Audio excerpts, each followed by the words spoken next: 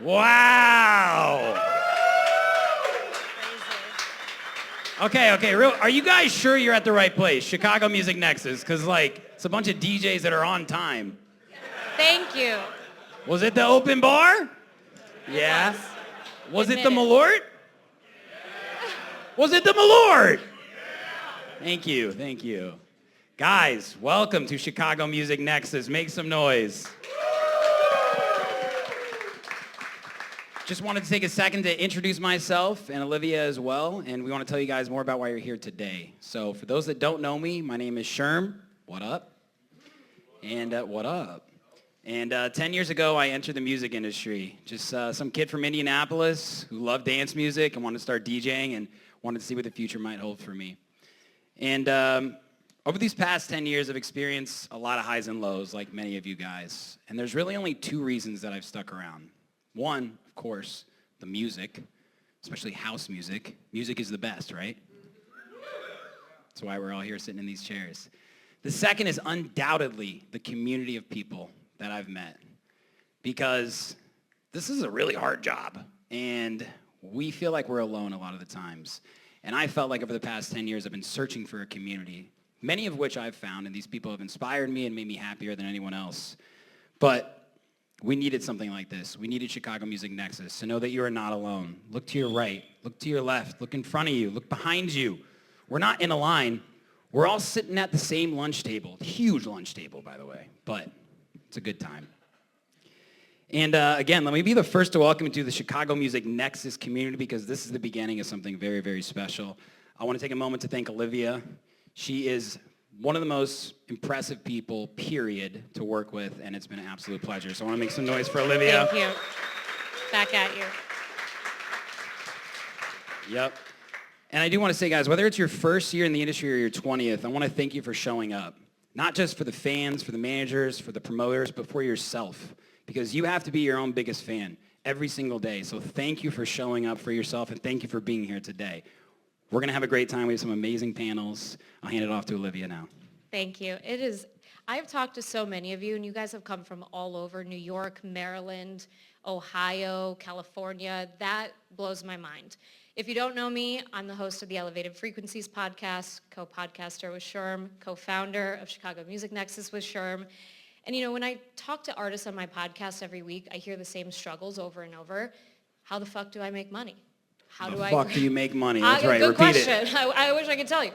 How do I grow my social media presence? And I realized that those are the same struggles I face as an entrepreneur in a completely different but parallel industry.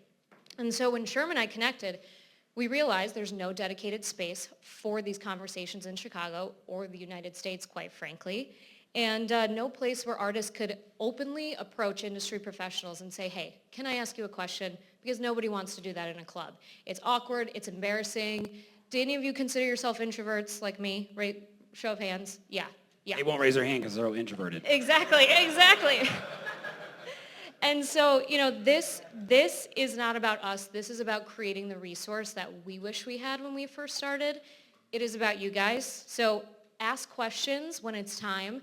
Share your stories during the networking hours. Super important. I know it can be awkward, but I saw you guys chatting. You know what you're doing.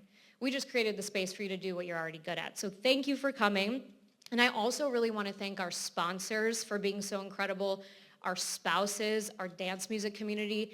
Everybody here who's been helping out, the help that we've brought on, cares about the Chicago dance music community, and that is why you're sitting in this nice-ass room. We couldn't do it without any of them, so thank you guys so much. And thank you especially for being here.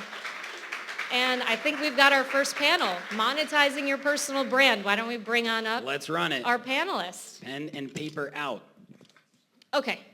We're starting off strong with everyone's favorite subject, which is money. At least it's my favorite subject. I don't know about you guys. I think that's why a lot of you are here. How can I make money in this industry? Because you can't rely on touring forever. Maybe that's like your dream to tour around the country, but maybe you also want a family. Maybe you want kids. Maybe you just want to slow down a little bit. And so that's why it's important to discuss what other revenue streams are out there for you. And there are a lot. You guys just maybe don't know about them yet. So diversifying is very important, and that's why I've brought on these three amazing panelists, which I am going to let them introduce themselves to you. We've got Mike, Celia, and Anj. Thank you so much for being here. Thanks for having me. All right. So first thing I want to do, I want you to briefly introduce yourself and talk about the number one way you've monetized or helped artists monetize their brands. We'll start with you, Mike. All right, so I'm Mike Salvione. As an artist, I go by Salvione. DJ, producer, radio presenter, audio engineer, and owner of the Elevated brand, which is aimed at raising the vibration of the electronic music community through Elevated Radio and Elevated Academy, which is also the number one way that I monetize my career. And I've basically just taken the knowledge that I've gained through years of experience, schools, my experience engineering for artists like Danny Tenaglia, and just turn that knowledge into a system that streamlines what took me years to get students those results in months. That's pretty much Amazing. And you guys got to talk to them about Elevated Academy during networking. It's pretty incredible. Celia. Hello. I go by Celia Rose, and I am one of the co-founders of What Up Pitches. It is a sync licensing agency as well as a music production house run by 3 kick-ass women. And my 2 partners are based in LA. And I am a singer-songwriter myself, used to be a touring, performing artist. Then I had 3 children, and I was just curious how to keep doing my music career and making money, but I couldn't tour and do all these late night gigs anymore. So that's when I went down the rabbit hole of learning about sync licensing, and that's where I am today. Can you tell me, you said this on my podcast, what is the most somebody can make off of a song that you've heard? You said a big number. Oh, I mean, there's big numbers, Yeah. way over, probably over 100,000, 200,000. I mean, I've personally seen 80,000. Off of one track, guys. Yeah, I got a MGM promo, and that's what they pay for that. So it's kind of mind-blowing. It's amazing. We'll dig into that. Hello. Awesome. Yeah, hello. My name's Anj, co-founder and CEO of a company called Rivet. Also started as a musician, and then also an engineer. I studied engineering at MIT, did some finance stuff, and then now we build a platform that's basically an AI marketing and community platform for labels, management companies, artists to help them basically build D2C and grow D2C revenue. So that's how we help a lot of artists monetize, find and identify their top fans, and then lean into them with offers, exclusives, discounts, VIP experiences, direct marketing, etc. It's amazing. The AI, so many people don't even realize how many AI tools are out there. And it's incredible that you kind of streamline it under one app. So we'll definitely get into that. Before we start talking about how you make money, though, I want to talk about having a brand, because it is important. So in your opinion, how important is it for an artist to have a strongly defined brand before they start trying to monetize it? And tell me what you think a brand is, because it's not having 5 million followers at all, right?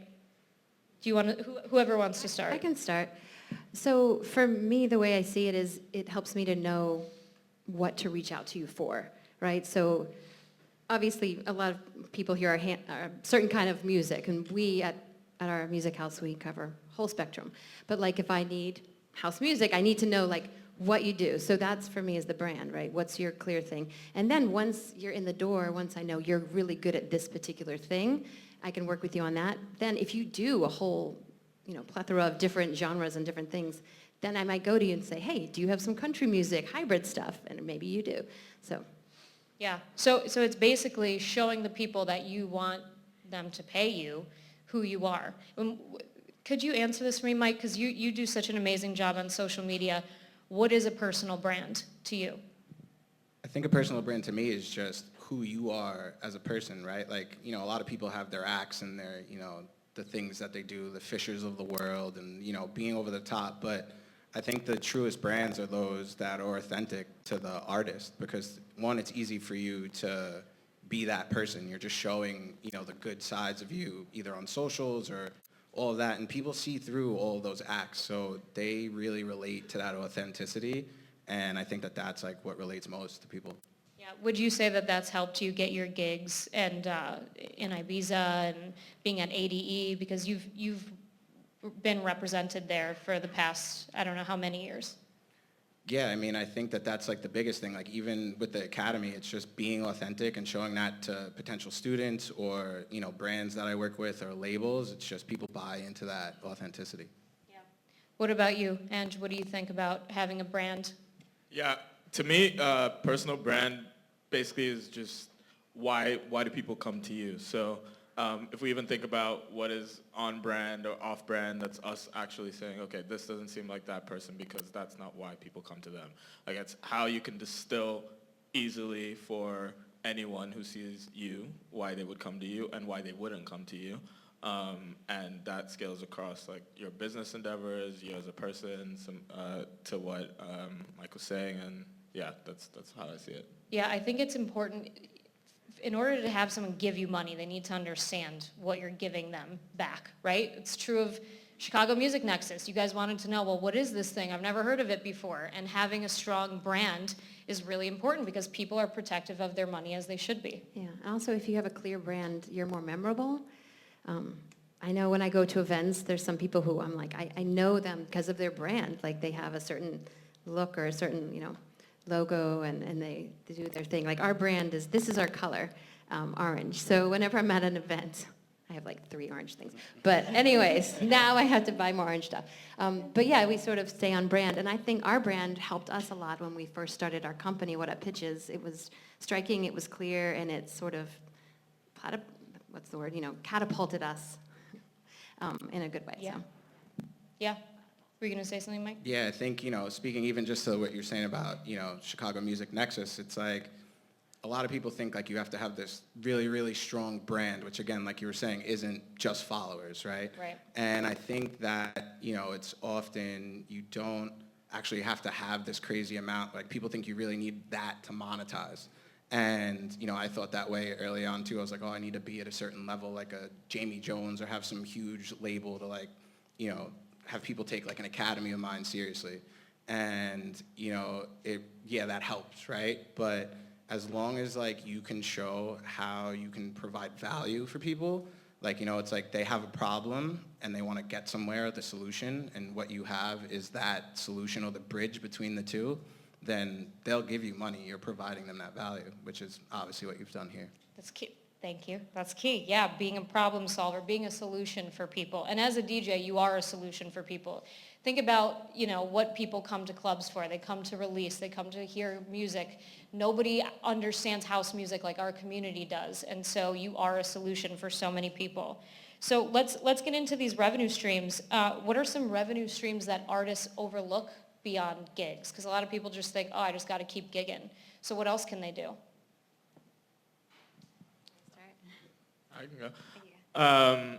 So the core of what we do is helping artists figure out what those additional revenue streams are by understanding who your main and top fans are. Superfans has become a very overused word, but really how do you find the people who are that next level of engage with you and super serve them? That doesn't necessarily mean a gig. That could be a paid subscription to have some access to you. Some people sell lessons. Some people sell other types of VIP experiences. Some people have such a close relationship with their fans or that niche community that they can launch specific merch drops to them and do that.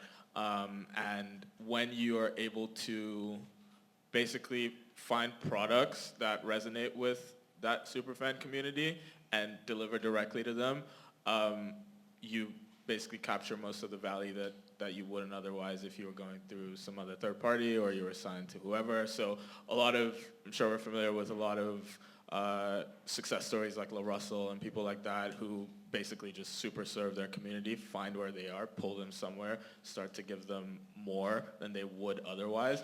And so I think this idea of kind of gating and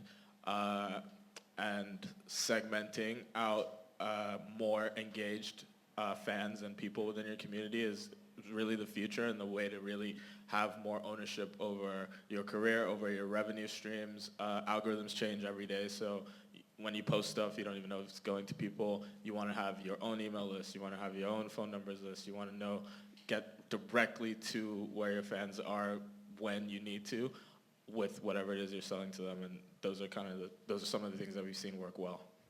It's a great point about email lists. I know, Mike, you have a great one. Let's talk about it, because I don't think, even I sometimes forget the importance of having one, because you can be deplatformed off any social media at any time. Facebook, Instagram, TikTok could just say, we're kicking. I've seen it happen to people without cause. So talk about your email list and how you utilize that to monetize. Yeah, so I mean, you can grow email lists pretty easily, right? Like put out a track when I hyped it. You know, you can gain it that way. You can gain it through putting out a sample pack, doing any of those things. And once you have a list, like people pay for an audience. Look at all these influencers. That's all they make money off of is that audience. So if you could build that, you know, you could use it to get deals with software companies. You can use it with labels, anything that you can push that audience to. Like there's such a market for that people will pay or just give you free stuff to kind of build it. Yeah, and it's important to think about that. People who sign up for your email list really care about what you have to say, because nobody wants an extra junk email in their inbox, right? So if they're signing up for your email list, like those are the people that you should be paying attention to the most. Yeah, and I'll add something very quickly there to the point that we were making previously about brand.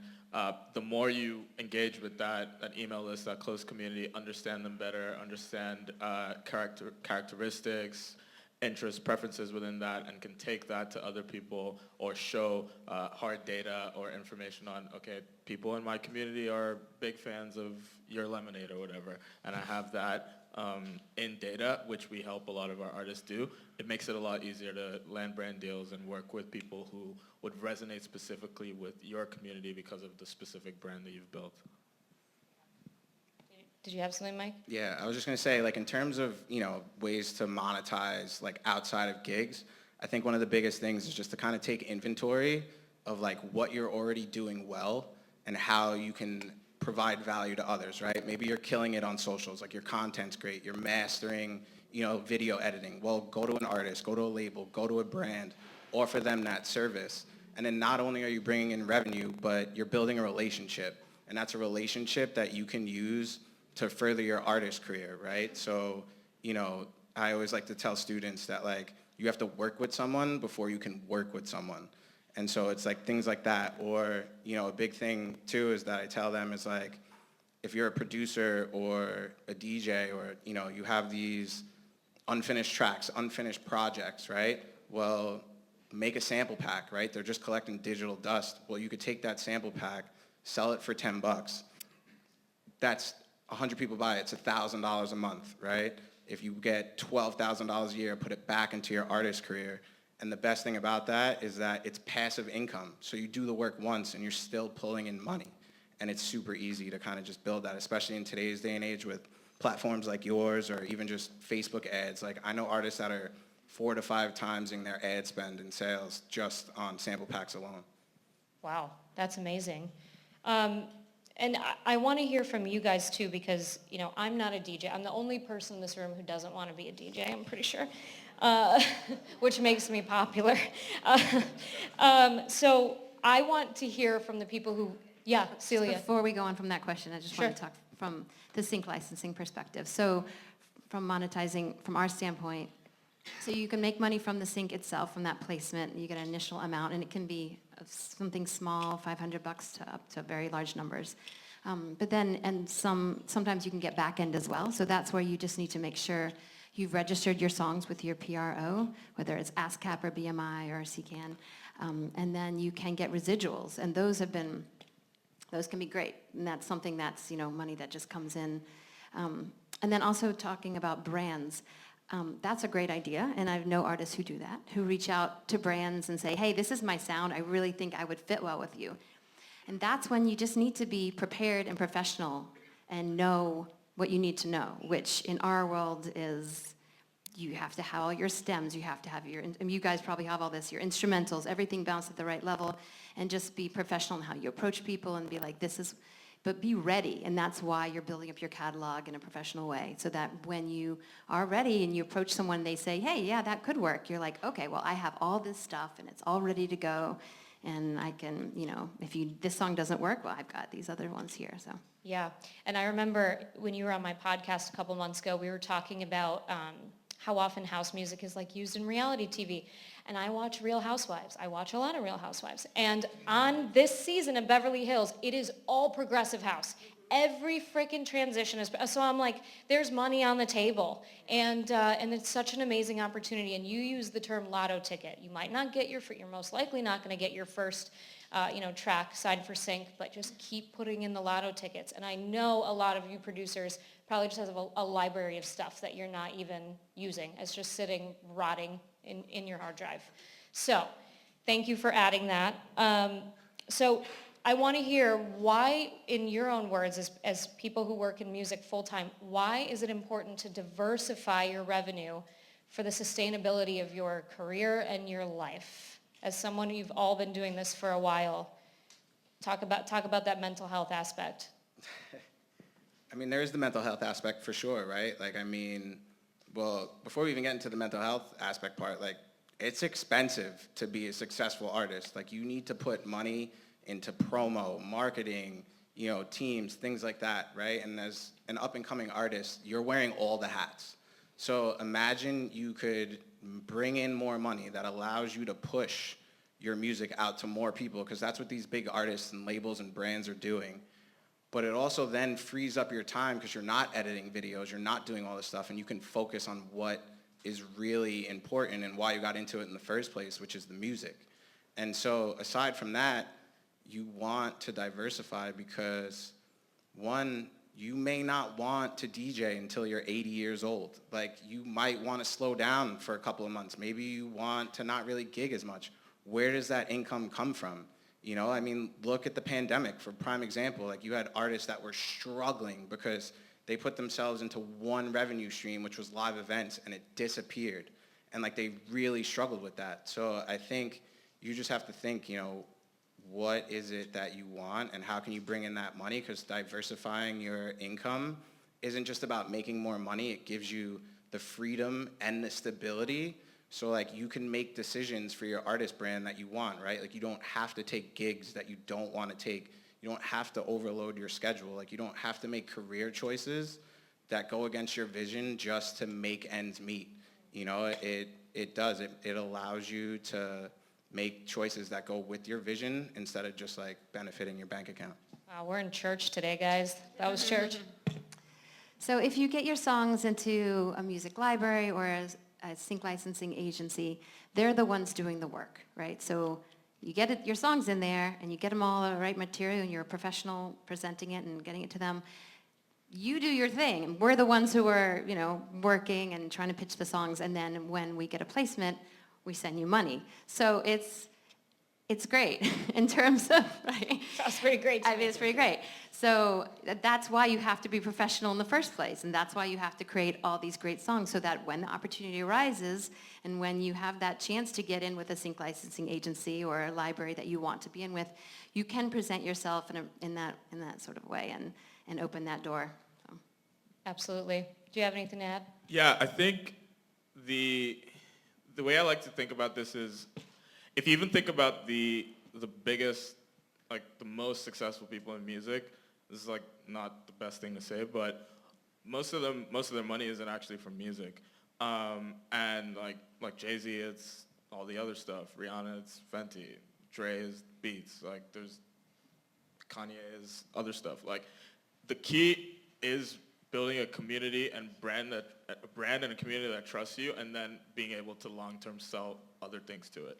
Music is a gateway to that, and there's a lot of opportunities that through music that allow you to build that better than in any other industry or field. But like, when live ends, what do? You have money coming in from syncs? Do you have money coming in from your songs you're streaming? We have artists that are selling, that have like wine companies and products. So that's something that's like totally separate from your artist brand, but that's like a business separately that can just live on forever. You're not going to perform forever. You're not going to make music forever. And so when just understanding that all of that stuff has kind of a finite timeline, and there's all these other things that kind of are evergreen, the key should always be like, how do I build more of that brand, more of that community, so that I can build other things that have longer timelines. And that's what's key and what makes, that's kind of how I think about diversifying revenue streams. I just want to add how important relationships are, and just remembering that it's a marathon, not a sprint. And that if, for example, our agency isn't the right fit for you, I know so many sync licensing agents. So many of my friends went off and started their own agencies the same time I started mine. So, there's other people out there, and I know them. They come to our events. They're all connected with me on social media. So my point is that, you meet one person by showing up here, then you connect with me. Through me, you can meet so many others. And just not to get upset or, frustrated too quickly if, that door doesn't quickly open. Because it took me a really long time to get in with a sync licensing agency. And I'm not saying it's impossible, but I'm saying people close doors right in front of my face. And I was like, okay, I'll try this way, right? That's just how it works. You just keep showing up, and you just keep meeting people, and you keep being kind. Because honestly, there are people who have been not so kind, and I remember that. They weren't so nice when I was starting out, and now they're trying to knock on my door, and I'm like, hey dude, I remember you. So I just want you all to keep that in mind. Yeah, it is a small industry. We all know that. Between Sherm and I, we probably recognize 80% of the faces here, if not from in person, from online. So it's a really important point. And I know that this can seem overwhelming. Some of you may be thinking, oh my God, I haven't even made money from gigs yet. How the fuck am I going to make money from other things? And that is why it's so important what Mike said about do something that comes naturally to you. What do you naturally like? Apparently Rihanna loved makeup, and I love her makeup too. And so, Kanye loved fashion. And so do something that it's not too far of a departure from who you are as a person, and then it won't seem like work. Just like making music doesn't seem like work. So, okay, let's get into this, because a lot of the resistance I hear from my students, some who might be in the crowd, how do you start monetizing your fans without being too salesy? Because nobody likes being sold to. If you're on TikTok, you have to scroll past 1 million TikTok shop videos now. It's a cesspool of just garbage bullshit from Alibaba. So how do you not do that? How do you make it super authentic?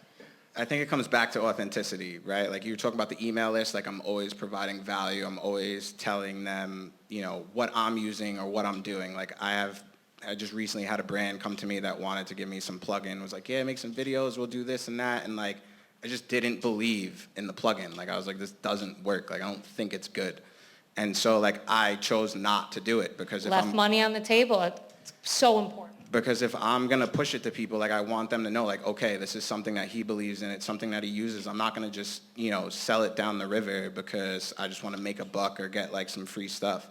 So I think that's, one of the biggest things is just being true, providing value, and not just always selling, right? It's easy to do that. I see people in my feed all the time. It's oh, here's this other thing you're trying to sell me. So, if you can provide value, say 80% of the time you're reaching out to people or posting stuff, and then maybe 20% of the time you're selling, that's a good ratio to kind of do that, I think. Yeah.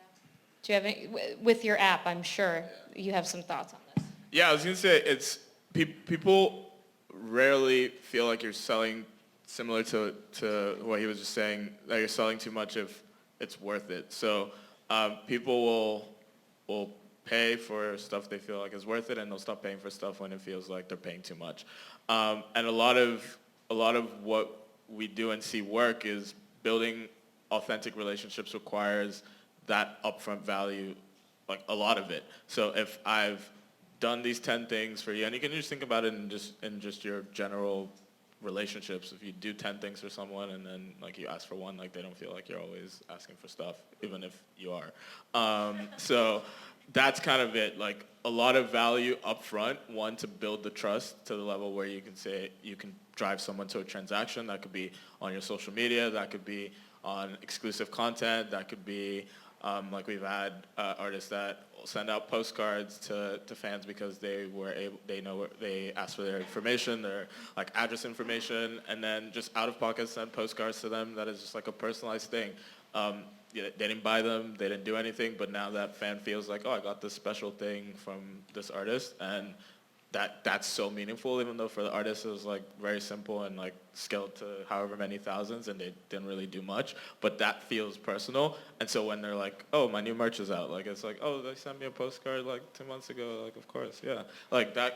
That's what's going on in their heads. So when it doesn't feel like, oh, they're always just trying to sell me this new thing or drop this new song or like get me to come to this tour and like, oh, like he's always, when he has, we got to listen to that song a week before everyone because we were in this community. Oh yeah, we want to support the next thing. We'll be the first ones to go buy everything. Like that's the type of dynamic that you want. And that only comes from just understanding them, super serving them, and there's a ton of upfront value. Super serving, I like that term. What about you, Celia, when people approach you, like, and you know immediately they're gonna want something for, what's the art in the approach? Because being salesy also means like trying to, sell yourself to someone like, a sync licensing agency. So how can they come up to me and not offend me? Yeah, basically? just be cool. How do they be cool? Yeah, how do you be cool? I think you also have to figure out what you bring to the table. What's your value? You all have so much value and so much you have to offer. When I first started out, I had to figure that out, and so I showed up to these events. I gained knowledge, because education is power, right, people? So, and then once I gained that and I gained some connections, I couldn't afford to keep creating these songs with going into the studio. So I reached out to some producers and I said, hey, can you co-write with this song with me for free, and we'll split everything even, Steven, 50-50, and then I will pitch the song. And they're like, yeah. So that's how I built up my catalog. Smart. And so I think it's what can you offer? I mean, there's so much that, that people need, like we need help with our marketing, we need help with different things. And so you never know if you come up and say, hey, I can help you with this, then maybe, there's exchanges. Love that. Yeah, that's amazing. All right, so I think we're about time for audience questions, right, Sherm? I think we have time for like 2 or 3, but guess what? I'm going to make you pick the people because I don't want to be the bad guy. So does anyone have a question for the panel? Go ahead. I got a first hand up over here. All right. My question is, what were some of the biggest challenges that you faced when it came to monetizing your own brands? I'll repeat that for anyone who didn't hear. He asked, what were some of the biggest challenges you faced when trying to monetize your brand?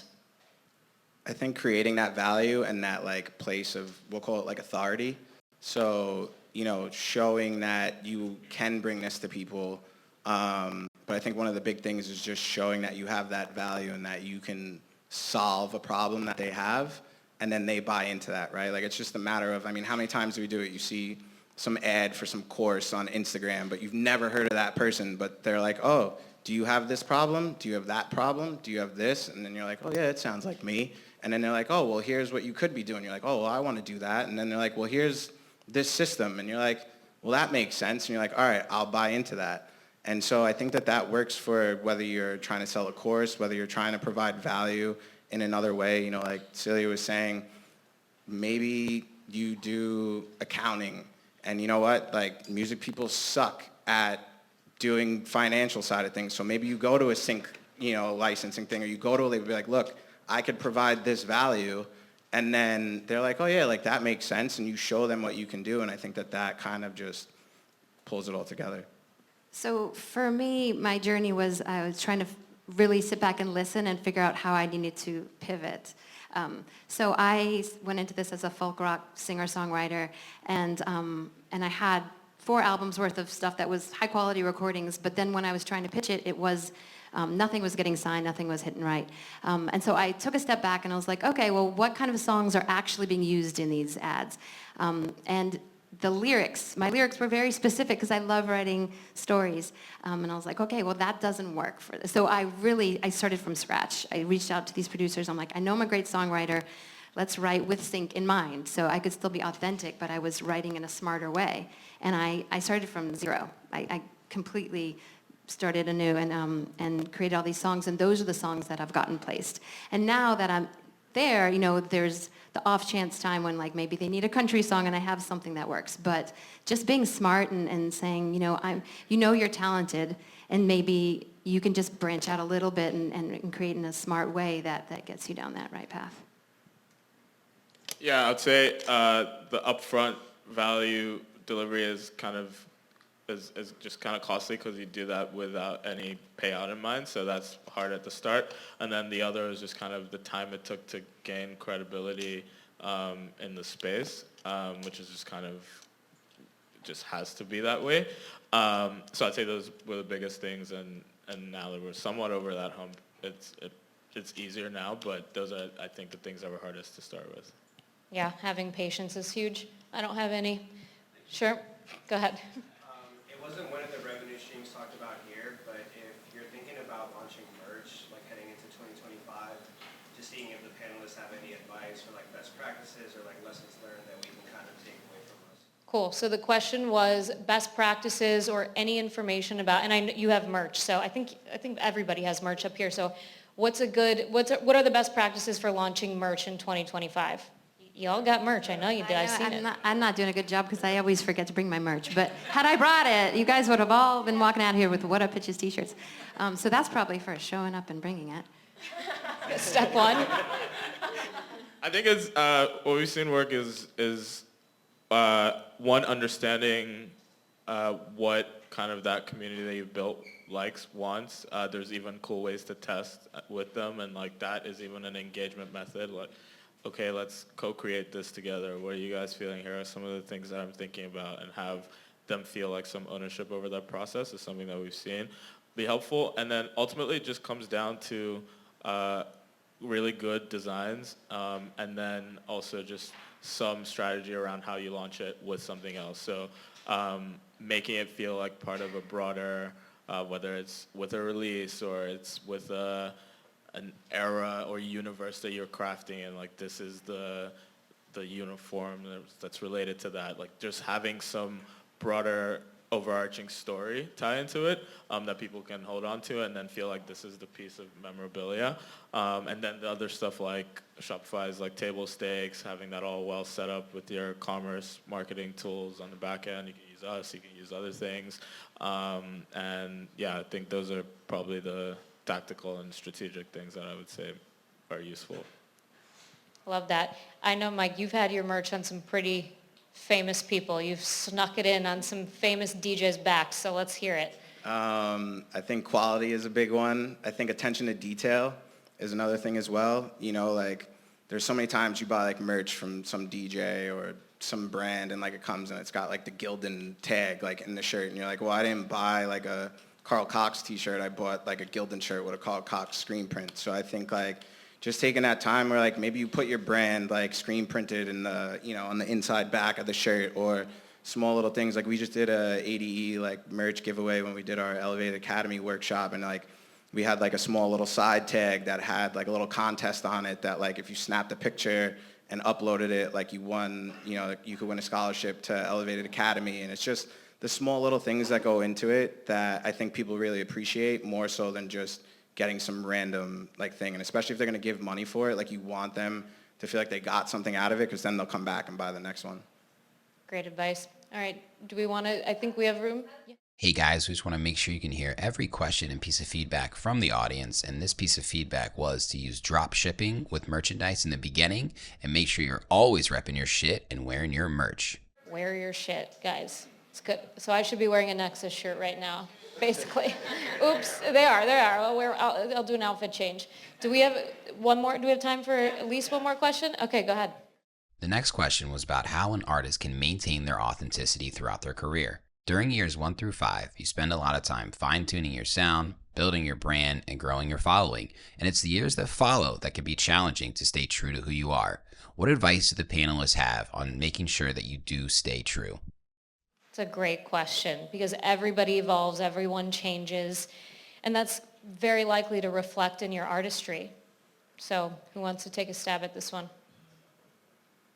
I think, again, it comes back to just that authenticity. Like, if you know who you are as a person and as an artist, you know, you stay true to those influences, but that sound can change, right? Like, maybe you start out, you're making house music, and somehow that evolves into progressive house or melodic techno, but, like, somehow, like, maybe, you know, you have these funk influences or certain samples, and it all evolves, but it's still you. And that's why understanding who you are as a person or as an artist, whether it's for socials, whether it's as an artist and what music you're putting out, or, you know, how you just show up to a gig or things like that. Like, it all just comes down to understanding your basic pillars and kind of DNA of who you are.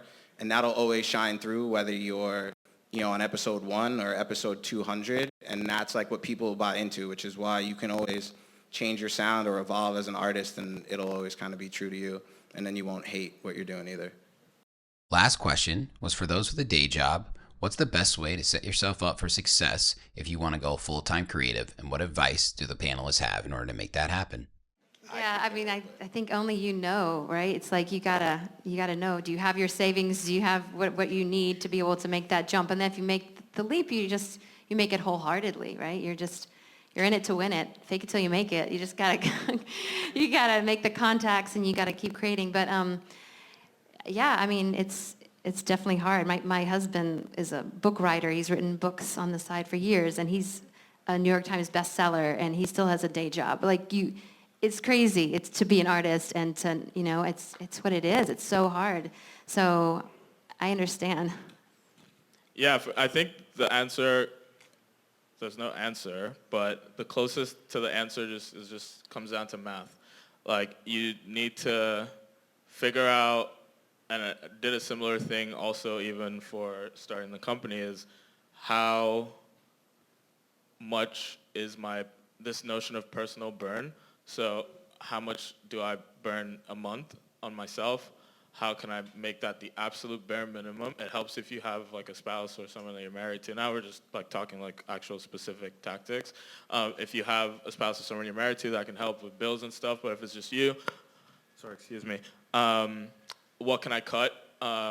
What trips, what eating out, whatever can I cut to the absolute bare minimum? And I won't tell you what mine was when I did it, but it was really, really bare.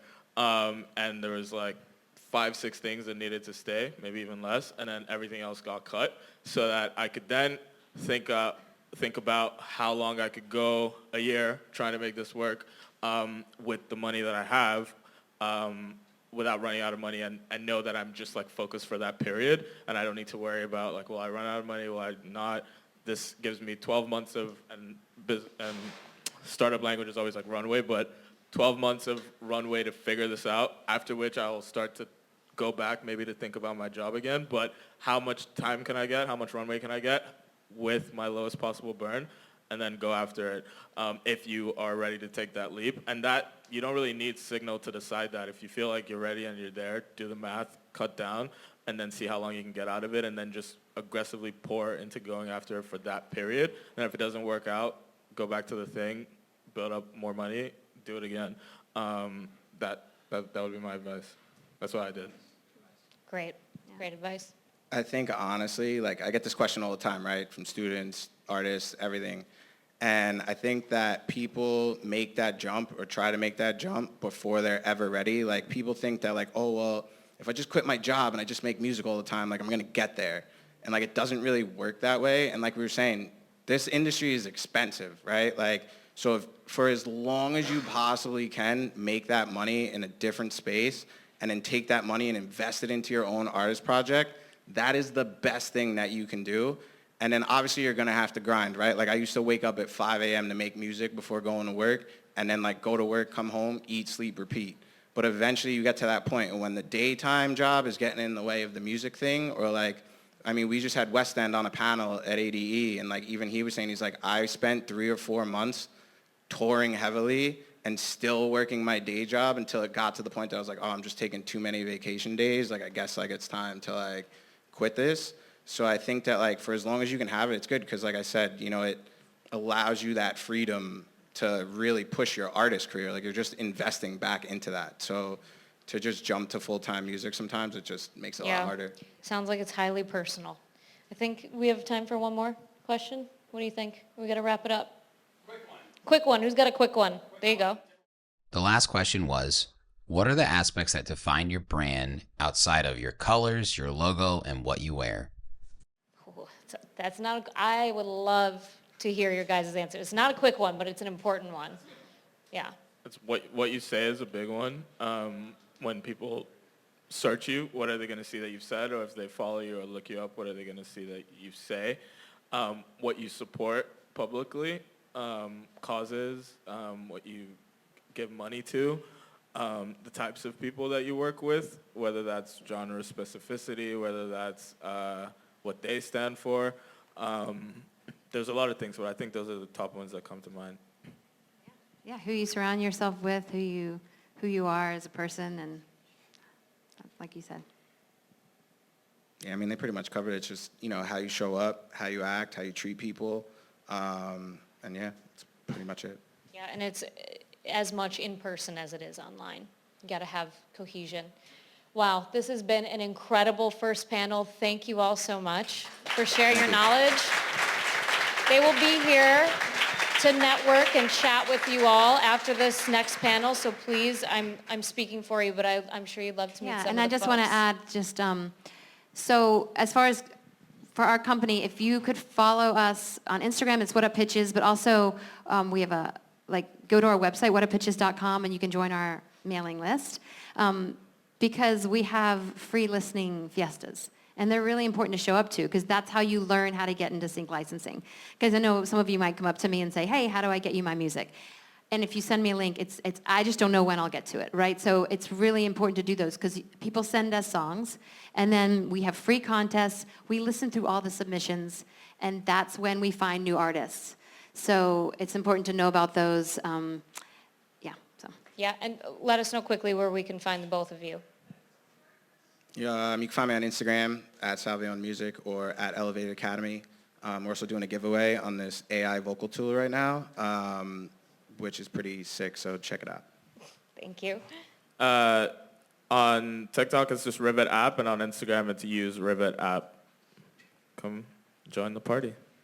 Amazing. Thank you so much, guys. All right.